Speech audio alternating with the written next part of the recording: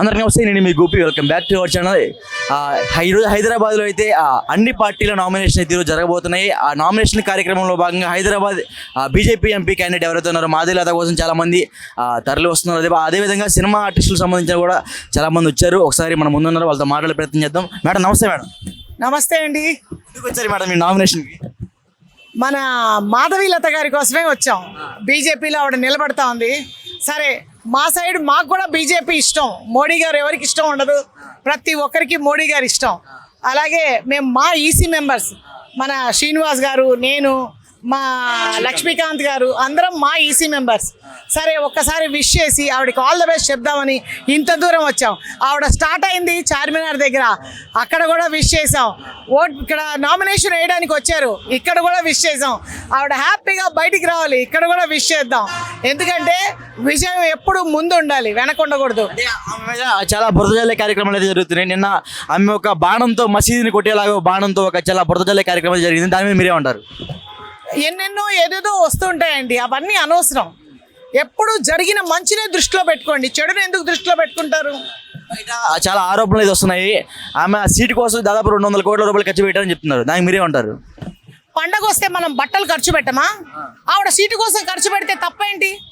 ఉపయోగం తెలీదు, ఉపయోగపడింది కదా, జనాలకు ఉపయోగపడింది. ఖర్చు పెడితే ఏమైంది?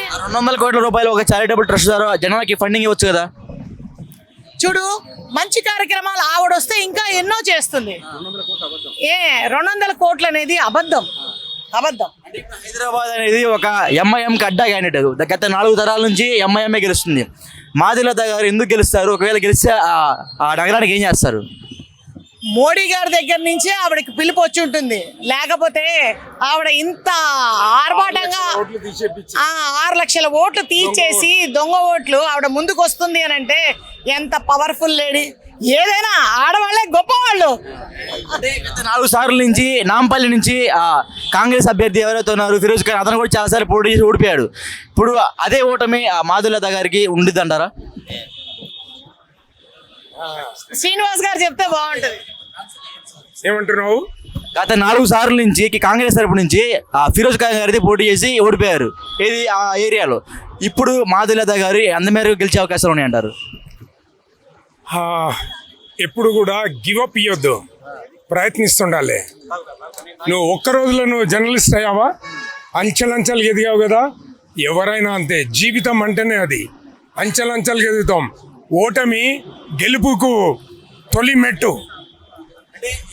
ఈ ప్రచారంలో భాగంగా ఒక 2-3 రోజుల్లో మాధవీలత గారి మీద దాడి జరిగే అవకాశాలు ఉన్నాయని చెప్తున్నారు. దాని మీద మీరే ఉంటారు? దానిని ఎదుర్కోవడానికి ఇగో మమ్మల్ని ఓనియకుండానే ప్రజాస్వామ్యంలో ఇంత కట్టుదిట్టమైన భద్రత చేసారు పోలీసులు.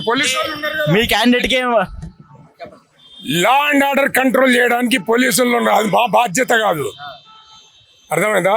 That is their responsibility to protect her.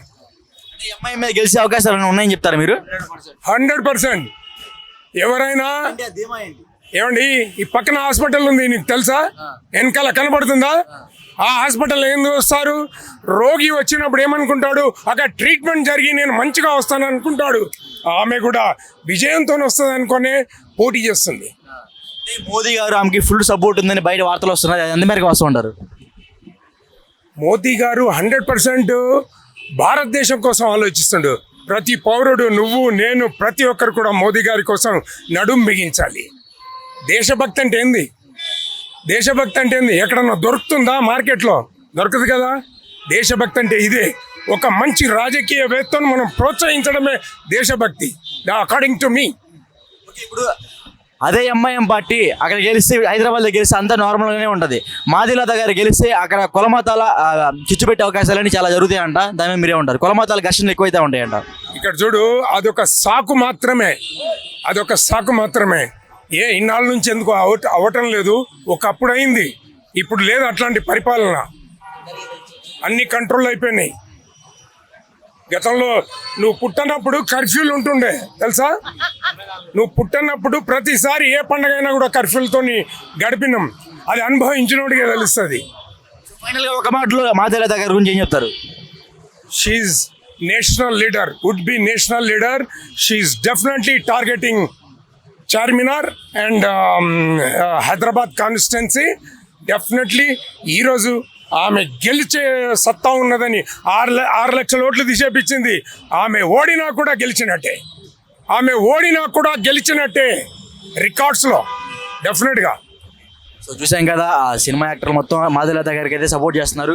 ఖచ్చితంగా మాధవీలత గారు 100కి 100% గెలిచే అవకాశాలు అయితే హైదరాబాద్ నుంచి ఉన్నాయని చెప్తున్నారు. కెమెరామెన్ రాజుతో గోపి, హైదరాబాద్, రెడ్ టీవీ. ఈ రోజు ఏప్రిల్ 24వ తారీఖున రోజున నామినేషన్ వేయడానికి నేను శ్రీమతి మాధవీలత భాగ్యలక్ష్మి మందిరం దగ్గర నుంచి ఏదైతే సౌండ్ రాదన్న ర్యాలీ చేశామో ఇది కేవలం ఒక ప్రాసెస్, ఒక పద్ధతి కోసమే తప్ప ఇది చూస్తుంటే మాకు ఆల్రెడీ విజయయాత్ర లాగా ఉంది, గెలుపు యాత్ర లాగా ఉంది. అటు ముస్లిం అన్నదమ్ములు, అక్క చెల్లెళ్ళు, హిందూ అన్నదమ్ములు, అక్క చెల్లెళ్ళు అందరూ కూడా ఏ రకమైన భేదాలు లేకుండా మమ్మల్ని ఉత్సాహపరిచి ఈసారి ఖచ్చితంగా గెలుస్తాము అనే నినాదం చాలా ఒక రకమైన భరోసాతోటి వినిపించడం ఆనందకరమైనది. మేము ఖచ్చితంగా ఈసారి హైదరాబాద్ మేడం ఆ బాణం ఆరప్పుడు గురించి చెప్పండి మేడం.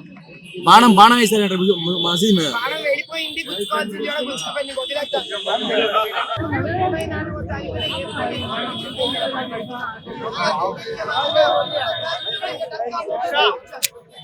హిందూ అన్నదమ్ములు, అక్క చెల్లెళ్ళు, ముస్లిం అన్నదమ్ములు, అక్క చెల్లెళ్ళు కూడా చాలా బాగా సహకరించి మేము గెలుపు ర్యాలీ చేస్తున్నట్టుగా అనిపించింది. కానీ మేము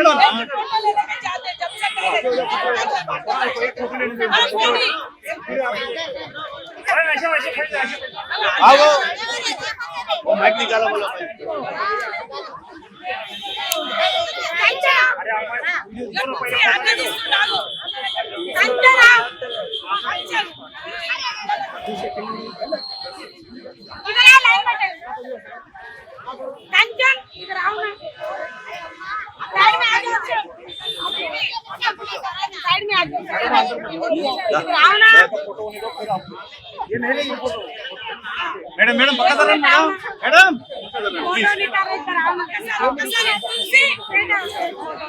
మేడం లోగా తీయండి మేడం. ఏమ్మా హలో మేడం లోగది मानवता संघर्ष करो, हम तुम्हारे साथ हैं। मानवता संघर्ष करो, हम तुम्हारे साथ हैं। मानवता संघर्ष करो, हम तुम्हारे साथ हैं। मानवता संघर्ष करो, हम तुम्हारे साथ हैं। भारत माता की जय, भारत माता की जय।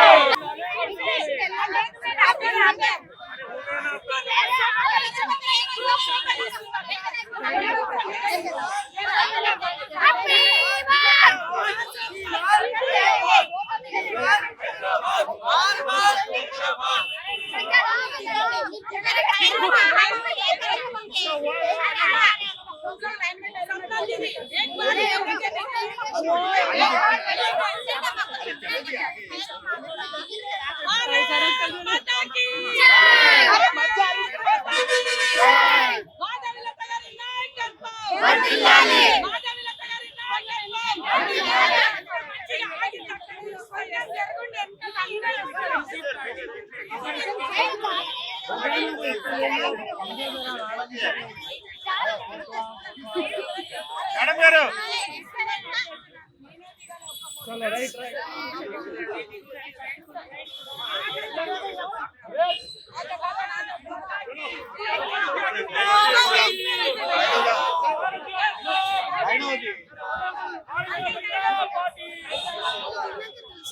చూసాం కదా మాధవలత గారి నామినేషన్కి అయితే జనసందోహం అయితే బాగా తరలి వచ్చారు. అదేవిధంగా ఆమె ఇప్పుడే నామినేషన్ వేసి బయటకు వెళ్ళిపోయి ఖచ్చితంగా నేను ఓల్డ్ సిటీలో అదేవిధంగా హైదరాబాద్ ఎంపీ క్యాండిడేట్గా ఖచ్చితంగా నేను గెలుస్తానని ఆమె ధీమా వ్యక్తం చేస్తున్నారు. ఆమె కోసం చాలా మంది అయితే వెయిట్ చేస్తున్నారు. సినీ ఇండస్ట్రీ కూడా చాలా మంది తరలి వచ్చారు. అదేవిధంగా ఇక్కడ ఉన్న పోలీస్ వ్యక్తులతో కూడా వాళ్ళు చాలా సన్నిహితంగా ఉండడం మేరడం జరుగుతుంది. ఖచ్చితంగా ఈసారికి హైదరాబాద్ ఎంపీగా ఖచ్చితంగా గెలుస్తామని చెప్తుంది. అదేవిధంగా ఆ బాణం మసీదుకి వేసిన బాణం గురించి అడిగితే బాణం గుచ్చుకోవాల్సిన వాళ్ళకి గుచ్చుకుందని వ్యంగ్యంగా మాట్లాడడం జరిగింది మా మాధవలత గారు. సో కెమెరామ్యాన్ రాజుతో గోపి.